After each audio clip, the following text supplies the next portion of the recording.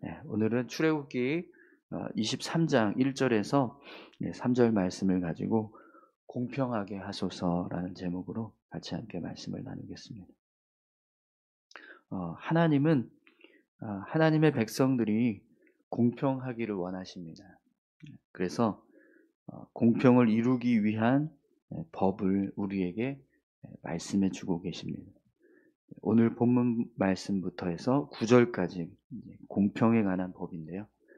하나님의 백성들이 삶을 살아갈 때 어떤 경우에서든지 이제 공평함을 지켜갈 수 있도록 주시는 말씀, 예, 법입니다. 오늘 저와 여러분들이 말씀을 통해서 공평한 자 되기를 소망합니다. 우리가 살아갈 때 어떤 모습으로 공평함을 지켜가라고 말씀하시는지 오늘 본문 말씀을 통해서 같이 함께 그 내용을 살펴보도록 하겠습니다. 1절 말씀을 다 같이 함께 보겠습니다. 너는 거짓된 풍설을 퍼뜨리지 말며 악인과 연합하여 위증하는 증인이 되지 말며. 아멘. 하나님께서 우리에게 거짓된 풍설을 퍼뜨리지 말고 악인과 연합하여 위증하는 증인이 되지 말라 이렇게 말씀하시는데요. 10계명의 9계명이 거짓 증거하지 말라입니다.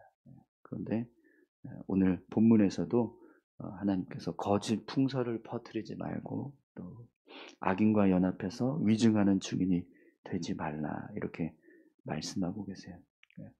하나님은 분명히 이런 거짓말하는 것, 남을 속이는 것, 그리고 진실함을 이렇게 왜곡시키는 것, 이런 것들을 싫어하십니다. 본문에 보면 거짓 풍설을 퍼뜨리지 말라라고 했는데 이 거짓 풍설은 어떤 뜬소문, 정확한 어떤 사실관계를 확인하지 않은 그런 이야기들, 어림짐작하거나 혹은 그렇게 생각하는 것들, 사실이 아닌데 그냥 사람들이 짐작해서 그럴 것이다. 우리가 이제 어떤 사물을 볼 때 그냥 우리 스스로 판단해서 이게 이것이다 이렇게 그냥 결정하는데 사실은 이제 그게 아닌데도 불구하고 그런 경우들이 많이 있습니다. 맹인이 코끼리 다리를 이렇게 만지면서 코끼리는 기둥이구나 이렇게 이야기하는 것처럼 꼬리를 만지면 코끼리는 줄이구나, 줄처럼 길구나 이렇게 이야기하는 거죠. 그런 식으로 정확하지 않은데 그냥 우리가 보는 그대로 막 그냥 판단하는 거죠. 그런 거짓된 풍설을 퍼뜨리지 말라라고 말씀을 하세요.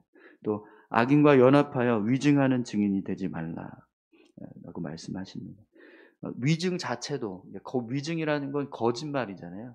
그러니까 어떤 재판장 앞에서 거짓 증언을 하는 거거든요. 그것 자체가 하나님 앞에서 선한 일이 아닌데 그것도 악인과 함께 연합을 해서 위증을 한다. 이것은 하나님 더더욱 보시기에 이제 악한 일이 되는 거죠.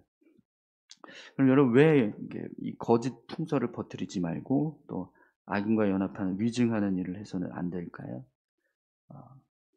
이 일 자체가 선하지 않기 때문이기도 하지만 우리가 사는 세상을 의심과 불평을 채워가는 일이 되기 때문에 그렇습니다.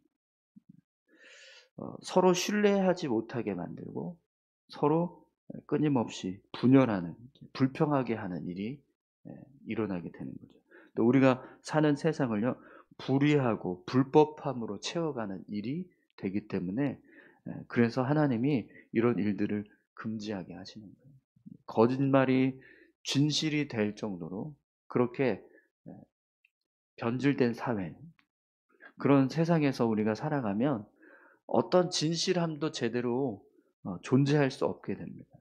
위증이 허용되는 세상이면 공의는 제대로 설 수가 없는 거죠.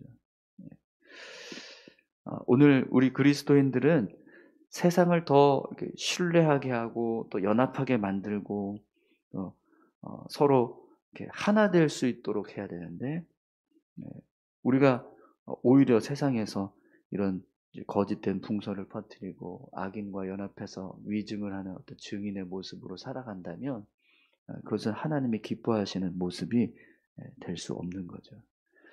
오늘 저와 여러분들이 삶을 살아가실 때 우리가 사는 삶을 더 신뢰하게 하는, 더 이렇게 서로 연합하게 만들고 그렇게 살아갈 수 있기를 소망합니다. 그러기 위해서 여러분 오늘 우리가 진실한 말을 하고 또 정직하게 살아가야 될 줄로 믿습니다. 2절 말씀을 한번 보시겠어요? 다수를 따라 악을 행하지 말며 송사의 다수를 따라 부당한 증언을 하지 말며. 하나님께서 다수를 따라 악을 행하지 말고 다수를 따라 송사를 부당한 증언을 하지 말라 이렇게 말씀을 하세요. 우리가 사는 이 세상은요 다수결의 원칙을 중요하게 생각해요. 그죠? 그래서 한번 손 들어보세요. 그래서 손 많이 든 쪽으로 갑니다. 지금 이제 투표가 시작이 됐는데 이제 투표도 사실은 다수결의 원칙이잖아요. 많이 뽑힌 사람이 이제 누구 이렇게 당선이 되는 건데, 근데 다수의 의견이 사실은 다 선하거나 다 정의로운 것은 아니거든요. 네. 그 사회에 어떤 이제 목적이 있어요. 사회가 이루고자 하는 목적. 근데 그 목적이 하나님 앞에서 선하면 괜찮은데 선하지 못한 경우도 있거든요. 근데 그냥 다수가 그걸 원하는 거예요. 그러면 그 선하지 못한 것이 다수가 원한다라고 하는 이유 때문에 선택이 되는 일들이 일어날 때도 있습니다. 오늘 말씀해 보면 다수를 따라 악을 행하지 말라, 또 다수를 따라 어떤 부당한 증언을 하지 말라 이렇게 말씀을 하시는데 아무리 다수가 주장하는 것이라고 해도 그것이 악하면 그리고 부당한 증언이라고 한다면 따라가서는 안 된다라고 말씀하시는 거죠. 왜 그렇습니까? 우리는 사람을 두려워하는 자가 아니고요.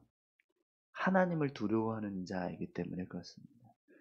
이 다수를 따라간다는 것은 결국에는 다수의 의견대로 가야겠다. 사람의 의견대로 가겠다라는 거거든요. 많은 사람들이 선택한 것을 내가 선택하겠다 이렇게 되는 건데 우리는 좁은 문을 걸어가는 사람들이잖아요. 네. 네. 좁은 문은 다수가 가는 곳이 아니라 소수가 가는 길입니다. 사람들에게 인정받기 위해서 살아가는 것이 아니라 하나님께 인정받기 위해서 살아가는 사람들이 오늘 우리 그리스도인들입니다. 그렇기 때문에 하나님이 악하다라고 하시는데도 불구하고 하나님께서 부당한 증언이다라고 하시는데도 불구하고 다수의 사람들이 아니라고 그게 옳다라고 해서 주장한다고 해서 우리가 그것을 따라가거나 그 길을 선택한다면 그것은 우리 그리스도인들의 삶의 모습을 온전하게 지켜가지 못하는 거죠. 오늘 저와 여러분들이 아무리 많은 사람들이 가는 길이라고 해서 우리가 그 길을 무조건 그냥 선하다 이렇게 말하면서 선택하는 것이 아니라 하나님이 선하다고 하시는 것, 하나님께서 선하게 여기시는 것들을 선택해서 갈 수 있기를 소망합니다. 많은 사람들이 선택하는 길이라고 해서 그 길이 정의롭다 그게 아니라 하나님께서 정의롭다라고 말씀하시는 길이 정의로운 길이라고 믿고 그 길을 선택해서 가는 거죠. 오늘 저와 여러분들이 그렇게 삶을 살아갈 수 있기를 소망합니다. 마지막으로 세 번째 3절 말씀을 한번 보시겠어요? 가난한 자의 송사라고 해서 편벽대에 두둔하지 말지입니다. 우리가 어떤 이제 판단을 할 때 이제 빈부를 따지는 거예요. 가난한 자의 송사. 이제 가난한 자의 송사는 사실 어제 이제 우리 저기 천종호 판사님 오셔서 그런 얘기도 하셨는데 이제 본인이 2013년까지만 판사로 하고 그 다음에는 이제 빨리 변호사가 돼서 이제 가족들의 생활을 좀 안정적으로 돕기 위한 일을 해야겠다 이런 이야기들도 하셨었는데 네. 네. 가난한 자의 송사는 사실 나올 게 없는 거예요. 그죠? 네. 네. 그랬을 때 이걸 그냥 네. 내 유익이 없다라고 해서 그냥 편벽되이 제대로 판단하지 않고 그냥 어떤 유익을 따라서 판결을 내리는 그런 일들을 말하는 편벽되이 두둔하지 말라. 예. 어떤 경우에서라도요, 우리가 진실하게, 공평하게 예, 일을 이루어 가야 한다, 판단해야 된다. 어떤 경우에서라도 진실하고 공평하기 위해서 노력해야 된다라고 말씀하시는 겁니다. 근데 사실 세상은 그렇지가 않아요. 우리가 살아가는 세상을 보면 내가 더 유익한 것, 나에게 더 어떤 이제 소득이 되고 이득이 되는 길을 선택하려고 합니다. 그래서 세상은 힘이 있고 또 부유하고 능력 있는 사람들을 더 세워주려고 하고 가난하고 힘없고 부족한 사람들은 더 낮추려고 하고 멸시하려고 하고 그런 일들이 일어납니다. 하지만 우리 하나님의 백성들은 그런 힘이나 능력, 어떤 부유함을 보면서 삶을 결정해 가는 것이 아니라 오로지 하나님의 선하심을 우리가 드러내는 거죠. 공의로우심을, 하나님의 공평하심을 쫓아서 삶을 살아가라는 겁니다. 그렇기 때문에 가난한 자의 송사라고 해서 그냥 아무렇게나 판단하고 어떤 유익에 따라서 누가 나한테 더 많은 소득을 주게 할 건가, 유익을 주게 할 건가, 그걸 따라서 함부로 판단하는 것이 아니라 정확하게 판단하고 공평하게 처리해야 한다는 거죠. 여러분, 사실 우리 그리스도인들은요, 가난한 자를 더 도와줘야 되는 사람들입니다. 그들이 불법을 저질렀다고 해서 무조건 그냥 막 이렇게 돕는 건 아니지만 그런 어떤 불의가 아니라면 가난한 자들의 편에 서서 그들을 돕는 자로 서야 하는, 오히려 세상 사람들은 부자를 더 옹호하고 또 높은 사람들을 옹호하고 능력 있는 사람들을 옹호한다 할지라도 우리는 가난한 자, 연약한 자, 힘없는 자들의 편에 서서 그들을 돕기 위한 삶을 살아가야 합니다. 하나님께서 그런 가난한 자들, 연약한 자들의 편에 서시겠다라고 말씀하시잖아요. 그렇기 때문에 우리도 똑같이 그런 모습으로 살아가야 됩니다. 근데 그런 사람들이 가난한 자의 송사라고 해서 편벽대에 두둔을 한다? 그러면 그 모습은 하나님이 보실 때 선하지 못한 거죠.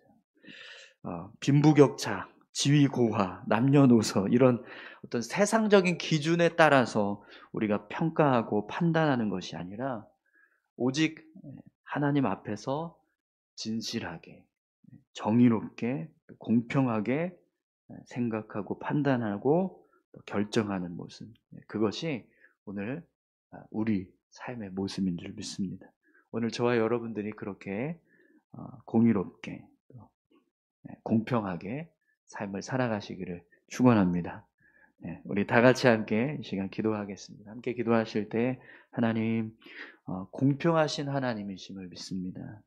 우리가 삶을 살아갈 때 그 공평하신 하나님의 그 마음을 품고 우리가 정직하게 공의롭게 우리가 삶을 살아가게 도와주십시오. 진실한 자 되게 도와주세요. 세상을 쫓아 거짓된 것을 함부로 이야기하고 또 남을 속이고 또 여러 가지 세상적인 기준에 따라서 삶을 살아가는 것이 아니라 하나님의 뜻을 따라서 살아가는 우리 모두가 되게 해달라고 우리 다 같이 함께 기도하겠습니다. 하나님 아버지 감사합니다. 우리가 살아가는 삶에 하나님